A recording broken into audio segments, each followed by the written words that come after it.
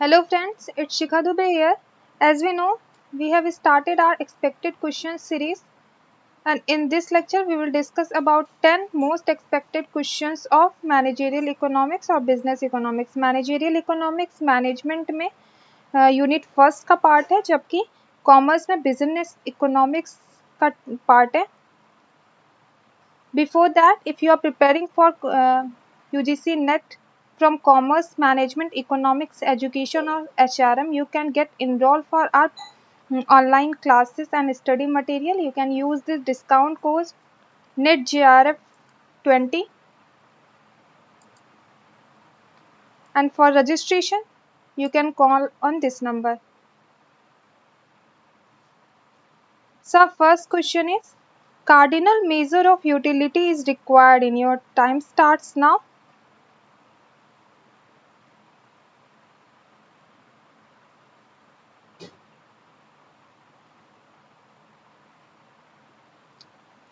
Time's up, and here right answer is utility theory. As we know, utility क्या होता है, ये जो क्वेश्चन है ये पास्ट ईयर पेपर से लिया गया है. कार्डिनल मेजरमेंट ऑफ यूटिलिटी क्या होता है, पहले तो हम जानते हैं यूटिलिटी क्या होता है. तो यूटिलिटी एक आपके सेटिस्फैक्शन के मेजरमेंट का टूल है. किसी कमोडिटी को कंज्यूम करने से आपका जो सेटिस्फैक्शन लेवल जो होता है वही यूटिलिटी मेज़र करता है. यूटिलिटी को दो तरीके से मेज़र किया जाता है. First one is cardinal method and second one is ordinal method. Cardinal method में जो प्रोफेसर फिशर ने दिया था, इसमें यूटिल करके एक मेजरमेंट टूल होता है, जबकि ऑर्डिनल मेथड में it is measured through price. आप कितना प्राइस पे कर रहे हो किसी कमोडिटी को अक्वायर करने के लिए, वो आपके यूटिलिटी के मेजरमेंट का टूल होता है. जब कार्डिनल मेजरमेंट में एक यूनिट होती है यूटाइल, जिसके थ्रू आप मेजर करते हो कितने यूटाइल की यूटिलिटी आप गेन कर रहे हो किसी प्रोडक्ट को कंज्यूम करने से. Moving to our next question. Our next question is also based on utility. So ordinal measure of utility is required in ordinal measure of utility किस theory में required होता है. Your time starts now.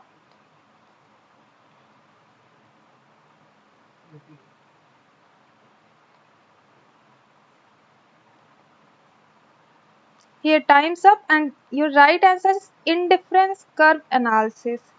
जो हमारा cardinal measurement of utility था वो utility theory में use होता है. यूटिलिटी थ्योरी क्या कहती है कि जैसे जैसे आप प्रोडक्ट ज़्यादा से ज़्यादा प्रोडक्ट किसी भी एक पर्टिकुलर गुड का ज़्यादा से ज़्यादा क्वांटिटी आप कंज्यूम करते जाते हो, आपकी यूटिलिटी डैमेज करने लगती है, डिक्लाइन करने लगती है. जैसे सपोज ये मैं फर्स्ट क्वेश्चन का एक्सप्लेनेशन दे रही हूँ. जो हमारा फर्स्ट क्वेश्चन था, जो इसमें यूटिलिटी थ्योरी के बारे में बताया गया था. यूटिलिटी थ्योरी क्या होती है, यूटिलिटी थ्योरी कहती है कि सपोज आपने वन पीस ऑफ पिज़्ज़ा की जो यूटिलिटी थी वो 5 थी suppose.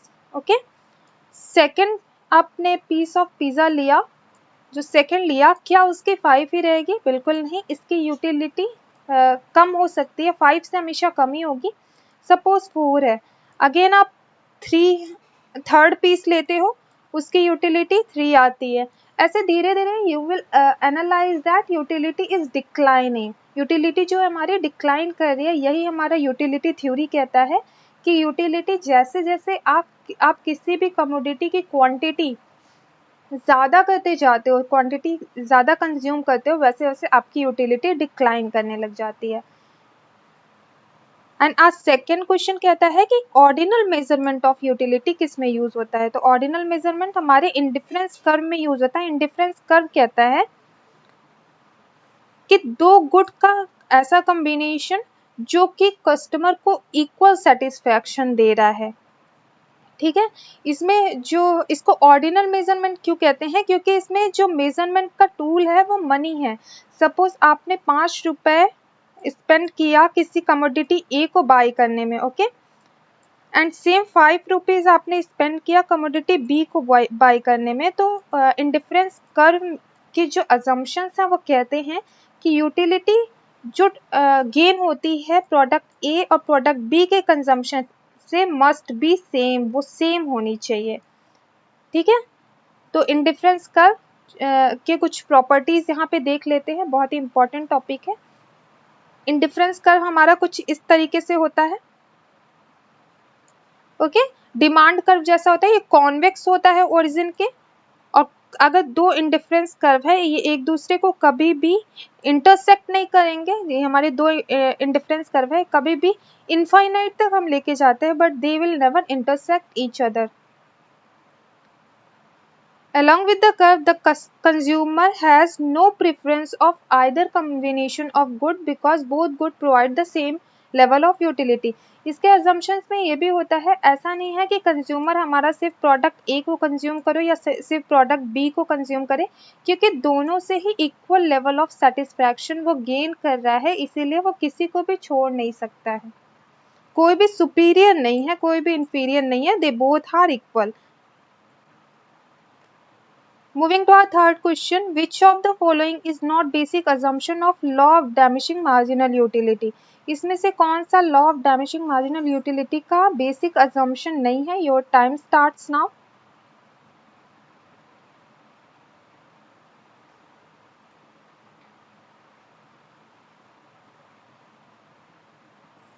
Time's up, and here right answer is marginal utility of money doesn't always remains constant.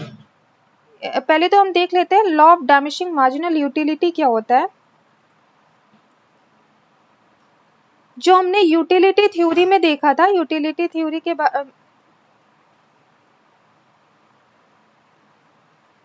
Utility theory कहती है कि जैसे जैसे आप प्रोडक्ट का कंजम्पशन बढ़ाते जाते हो, उसी क्वांटिटी बढ़ाते जाते हो, आपकी यूटिलिटी डिक्लाइन करने लग जाती है। यही लॉ ऑफ डैमिशिंग मार्जिनल यूटिलिटी है कि हमारी यूटिलिटी डिक्लाइन करती जाती है जितना ज़्यादा आप प्रोडक्ट को कंज्यूम कर रहे हो। ओके, तो इसके जो बेसिक अजम्पशंस हैं,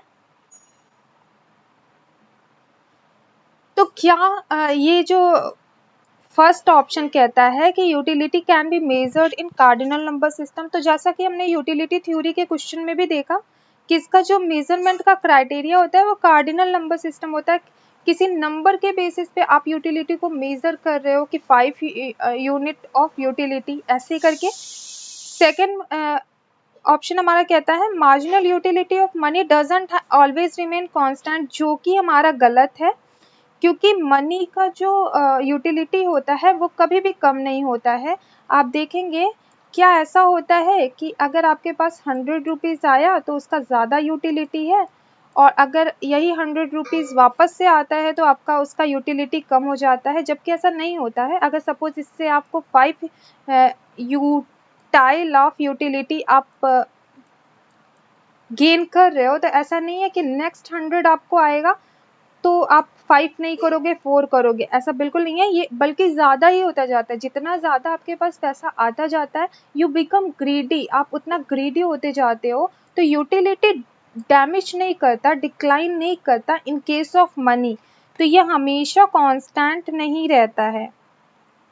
ठीक है, ये बल्कि बढ़ता रहता है। जितना ज़्यादा आपके पास पैसा आता जा रहा है वो हमेशा बढ़ता जाता है।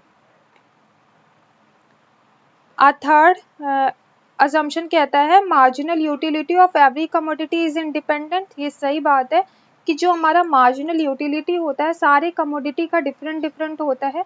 जैसे कि मनी के केस में हमने देखा कि डिफरेंट है। सिमिलरली अगर आप ओल्ड कॉइन्स को कलेक्ट कर रहे हो, वहाँ पे भी आपने फर्स्ट कॉइन कलेक्ट किया, आपकी यूटिलिटी आप लेवल ऑफ सेटिस्फैक्शन हुआ वो कम हुआ, जबकि आपने सेकंड कोई ओल्ड कॉइन कलेक्ट किया, उससे लेवल ऑफ सेटिस्फैक्शन आपका बल्कि ज़्यादा होगा।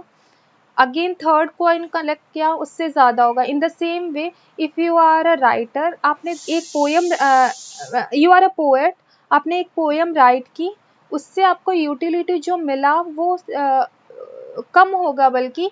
एंड नेक्स्ट आप धीरे धीरे जैसे ही ज़्यादा पोएम लिखते जाते हो आपकी यूटिलिटी बढ़ती जाती है, आपकी क्यूरियोसिटी बढ़ती जाती है। तो यूटिलिटी सारी कमोडिटी का डिफरेंट होता है और एक दूसरे पे डिपेंडेंट नहीं होता है। किसी भी एक कमोडिटी का जो यूटिलिटी होता है that never depend on utility of other commodity. Okay, every unit of commodity being used is of same quality and size. इसका ये भी एक अजम्पशन है, ऐसा नहीं है। सपोज आप पिज़्ज़ा का एग्जांपल लीजिए, फर्स्ट पीस आपने पिज़्ज़ा लिया, उससे 5 यूनिट की यूटिलिटी गेन हुई। आप सेकेंड पीस ऑफ पिज़्ज़ा ले रहे हो तो उसका जो क्वालिटी होना चाहिए, उसका साइज होना चाहिए, वो फर्स्ट के इक्वल होना चाहिए, तभी आप यूटिलिटी को प्रॉपरली मेजर कर सकते हो और तभी आपका ये लॉ जो होगा वो अप्लाई होगा। इसका मैं एक्सेप्शंस बता दूं। Law of diminishing marginal utility के एक्सेप्शंस हैं। First one is money, second जो मैंने पोएट का एग्जांपल दिया वो, थर्ड जो हमारे ओल्ड कॉइन्स कलेक्ट कर रहे हैं उनके।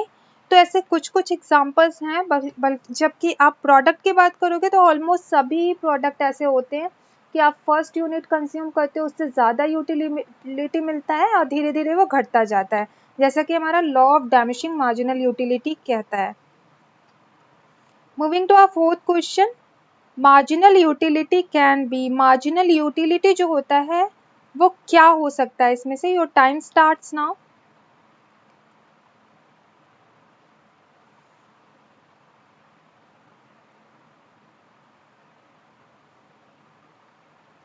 Times up and here right answer is all of the above. Marginal utility जो होता है वो पॉजिटिव भी हो सकता है, जीरो भी हो सकता है और निगेटिव भी हो सकता है। इससे पहले हम देखते हैं मार्जिनल यूटिलिटी होता क्या है। मार्जिनल यूटिलिटी किसी एडिशनल, आपने किसी भी कमोडिटी का टी यूनिट कंज्यूम किया, okay, T plus 1th unit consume करते टाइम जो आपकी यूटिलिटी होगी किसी एडिशनल पीस ऑफ कमोडिटी के कंजम्पशन से जो यूटिलिटी डिराइव होती है, दैट इज मार्जिनल यूटिलिटी। मैं थोड़े सिंप्लीफाइड वे में बोलूँगी कि किसी भी एक और एक्स्ट्रा कमोडिटी को कंज्यूम करने से आपके यूटिलिटी में जो इंक्रीमेंट हो रहा है, जितना इंक्रीमेंट हो रहा है, that is marginal utility. Suppose T quantity of commodity के कंजम्पशन से आपको 5 यूटिल ऑफ यूटिलिटी मिल रही है, but T plus 1th quantity of आप ले रहे हो, मतलब एक और क्वांटिटी ले रहे हो उस कमोडिटी का, तो आपका यूटिलिटी जो है वो बढ़ के 6 हो जा रहा है। तो यहाँ पे मार्जिनल यूटिलिटी कितना हुआ, 6 - 5 इज इक्वल टू 1। आपकी मार्जिनल यूटिलिटी 1 हुई। ये 1 हमेशा ऐसा नहीं है कि पॉजिटिव ही हो, ऐसा भी होता है कि टी प्लस 1 कमोडिटी के कंजम्पशन से हमारी यूटिलिटी पे कोई फर्क ना पड़े, ये 5 ही रह जाए, ओके, तो वहाँ पे यूटिलिटी हमारा 0 हो गया। ऐसा भी होता है कि हमारा जो यूटिलिटी था वो कम हो जाए, तो हमारा ये 4 भी हो सकता है, तो ये निगेटिव भी हो सकता है। इसीलिए हमारा जो यूटिलिटी है पॉजिटिव भी हो सकता है, 0 भी हो सकता है, निगेटिव भी हो सकता है। So here right answer is all of the above. Moving to our fifth question, which of the following is not true about demand curve. इसमें से कौन सा डिमांड कर्व के रेफरेंस में सही नहीं है। Your time starts now.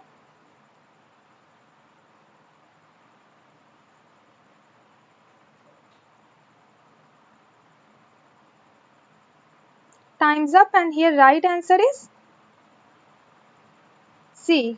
हमारा जो डिमांड कर्व होता है वो कुछ इस तरीके से होता है, इस तरीके से, जहाँ पे वर्टिकल एक्सिस पे प्राइस होता है, जबकि हमारा हॉरिजॉन्टल एक्सिस पे क्वांटिटी होता है, क्वांटिटी ऑफ गुड, ओके। हम प्राइस के बेसिस पे डिफाइन करते हैं कि क्वांटिटी कितना कंज्यूम हो रहा है। अगर आपकी प्राइस हाई है तो क्वांटिटी ऑफ कंजम्पशन जो है, क्वांटिटी ऑफ बायर के बाय करने की जो क्वांटिटी है वो कम है। जैसे जैसे प्राइस कम होता जाता है वैसे वैसे हम देख रहे हैं क्वांटिटी इंक्रीज करती जा रही है, okay.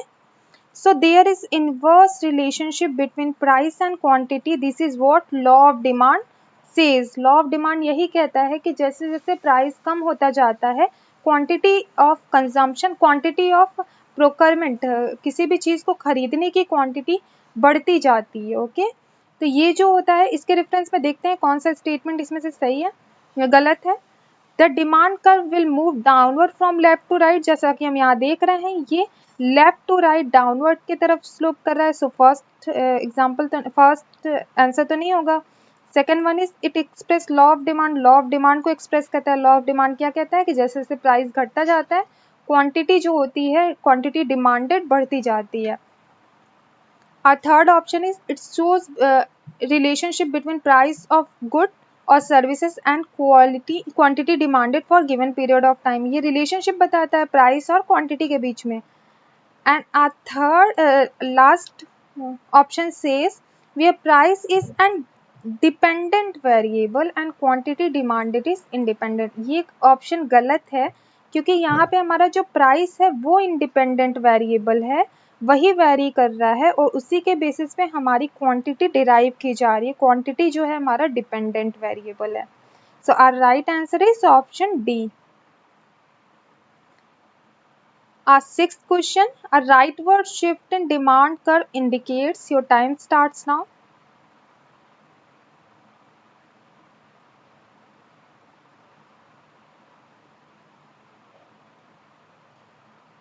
Time's up and here right answer is an increase in supply over previous years। See, यहाँ पे सारी बातें सप्लाई की हो रही हैं तो हम सप्लाई की बात करेंगे।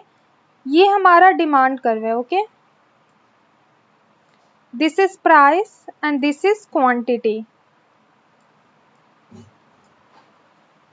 हमारा प्राइस हाई है तो क्वांटिटी डिमांडेड कम है।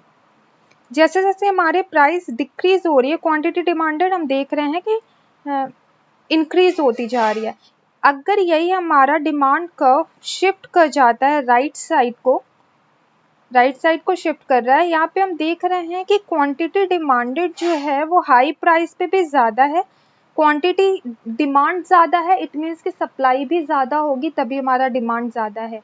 तो यहाँ पे an increase is supply over previous year, मतलब प्रीवियस ईयर के कंपैरिजन में जब हमारी सप्लाई ज़्यादा होगी तभी हमारा डिमांड का राइट की तरफ शिफ्ट करेगा। So here right answer is option सी।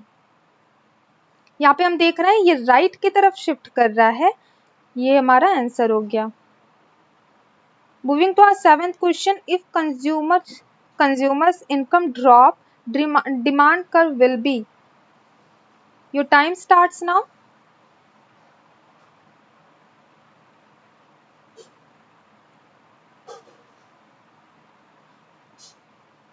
ये right answer is shift left, left की तरफ शिफ्ट कर जाएगी। कैसे शिफ्ट करेगी मैं यहाँ बताती हूँ।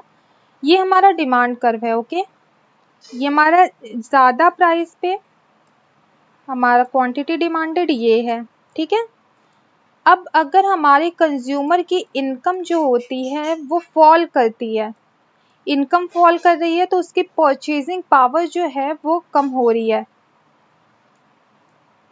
परचेजिंग पावर कम हो रही है तो जितनी अगर वो किसी भी प्रोडक्ट की 5 क्वांटिटी ले रहा था पहले, अभी वो 4 ले रहा है, ठीक है। तो इस सेम प्राइस पे, क्योंकि हमारे प्राइस में कोई चेंज नहीं है, पहले जो क्वांटिटी हमारी ये हुआ करती थी आज वो घट के इतनी हो रही है, मतलब हमारा डिमांड कर्व जो है अब ये यहीं पे है। तो हमारा जो ये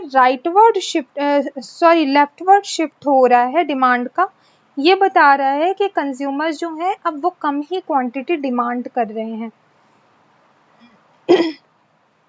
सो ये राइट आंसर इज कि हमारा डिमांड कर्व जो है वो शिफ्ट कर जाएगा लेफ्ट के साइड अगर हमारी कंज्यूमर की इनकम ड्रॉप करती है। मतलब पहले अगर डिमांड कर्व हमारा ये हुआ करता था तो अब ये हुआ करेगा, क्योंकि हमारा जो क्वांटिटी डिमांडेड है वो कम हो गया। पहले क्वांटिटी डिमांडेड अगर ये था तो आज कम होके ये हो गया। Moving to our eighth question, if price of the substitute from the consumer's perspective increases, demand curve will be। your time starts now।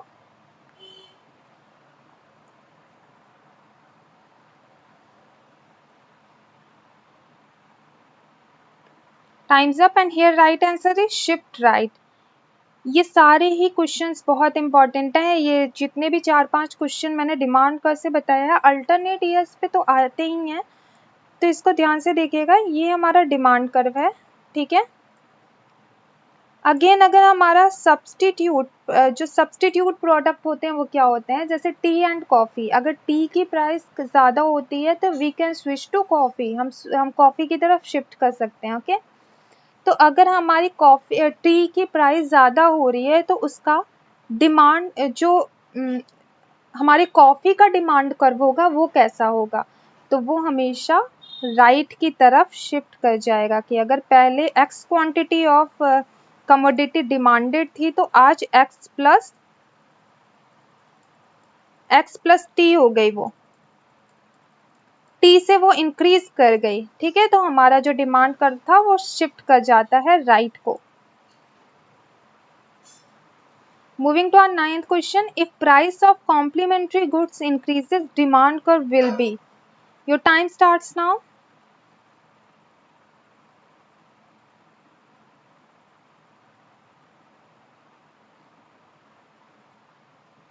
Time's up and here right answer is shift left, C.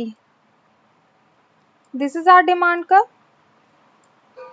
अगर हमारे complementary goods क्या होते हैं, जैसे कि bread and butter. Okay, अगर bread के prices, suppose अगर बटर के प्राइसेस ज़्यादा हो रही हैं तो जो लोग बटर को सिर्फ ब्रेड के साथ यूज़ करते थे वो ऑब्वियसली ब्रेड भी नहीं खरीदेंगे। ओके, ये जस्ट मैं एग्जांपल दे रही हूँ, ब्रेड एंड बटर को कॉम्प्लीमेंट्री गुड्स कहा जा सकता है। सिमिलरली पेट्रोल एंड कार इस टाइम पे कॉम्प्लीमेंट्री हैं। अगर पेट्रोल के प्राइसेस ज़्यादा हो रही हैं तो वो ऑटोमोबाइल सेक्टर को भी कहीं ना कहीं इम्पैक्ट करेगी। तो ऐसे केस में अगर हमारा पेट्रोल की प्राइस ज़्यादा हो रही है तो ऑटोमोबाइल सेक्टर का जो डिमांड होगा वो डाउनवर्ड शिफ्ट कर जाएगा, मतलब लेफ्ट साइड शिफ्ट कर जाएगा। पहले अगर x क्वांटिटी डिमांडेड थी तो आज x माइनस टी हो जाती है। ओके, तो ये सारे क्वेश्चंस ध्यान से नोट कर लीजिएगा। Moving to our 10th question, given goods are those goods. Given goods कौन से गुड्स होते हैं? Your time starts now.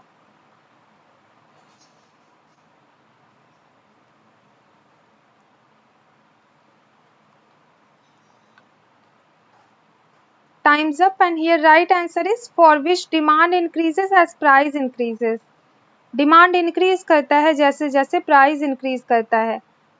सी, हमारे जो गिवन गुड्स होते हैं ये लो इनकम वाले लोगों के लिए ज़्यादा, मतलब नेसेसिटी गुड्स होते हैं, नॉन लग्जरियस प्रोडक्ट होते हैं जो बहुत ज़रूरी होते हैं। ये लॉ ऑफ डिमांड का कॉन्ट्राडिक्शन करते हैं। लॉ ऑफ डिमांड हमारा कहता है कि जैसे जैसे प्राइस ज़्यादा कम होती है वैसे वैसे डिमांड घटती जाती है, या फिर जैसे जैसे प्राइस बढ़ती जाती है हमारी डिमांड कम होती जाती है। ठीक है, प्राइस ज़्यादा हो रही है तो हमारी डिमांड कम हो रही है। But when we consider it a product like potato is necessary for everyone, so if potatoes price will go high, potato की प्राइस ज़्यादा होगी, तो ऐसा नहीं है यहाँ पे गिवन पैराडॉक्स कहता है कि ये ऐसा नहीं है कि इसकी क्वांटिटी डिमांडेड कम होगी, बल्कि लोग इसको अभी भी परचेज करेंगे। इसके साथ वो अगर कोई प्रोडक्ट खरीद रहे होते थे, सपोज पोटैटो के साथ अगर वो मीट खरीद रहे हैं, they will stop buying meat but they will shift their whole purchasing power, whole money in buying this potato. Okay, so given goods ऐसे गुड्स होते हैं जो बहुत नेसेसरी होते हैं, लो इनकम ग्रुप गुड्स होते हैं, लो इनकम लोगों के लिए ज़्यादा ज़रूरी होते हैं। तो यहाँ मूविंग टू आवर क्वेश्चन, इसका जो डिमांड होता है वो इंक्रीज करता है अगर प्राइस इंक्रीज करता है। ये जस्ट अपोजिट, हमारा लॉ ऑफ डिमांड ये कुछ इस तरीके से करता है। तो इसका जो कर्व होता है कुछ इस तरीके से चलता है कि जैसे जैसे प्राइस ज़्यादा होगी वैसे वैसे हमारी क्वांटिटी डिमांडेड भी ज़्यादा होगी। ओके, तो अगर पहले लोग पोटैटो प्लस मीट दोनों ले रहे थे और आज अगर पोटैटो की प्राइस बढ़ जाती है तो people will stop buying meat, people बंद कर देंगे मीट को लेना और वो शायद पोटैटो की ही ज़्यादा क्वांटिटी को लेना चाहेंगे। तो रादर देन इसकी प्राइस हाई हुई है, इसके जो क्वांटिटी कंजम्पशन है उसमें कोई फ़र्क नहीं पड़ेगा, वो भी ऊपर जाएगी। तो यहाँ पे इन्वर्स रिलेशनशिप ना होके हमारा एडवर्स रिलेशनशिप होगा। That's all for today, guys. Thank you for watching. Have a good day ahead. If you haven't subscribed this channel yet, please do like, share and subscribe it.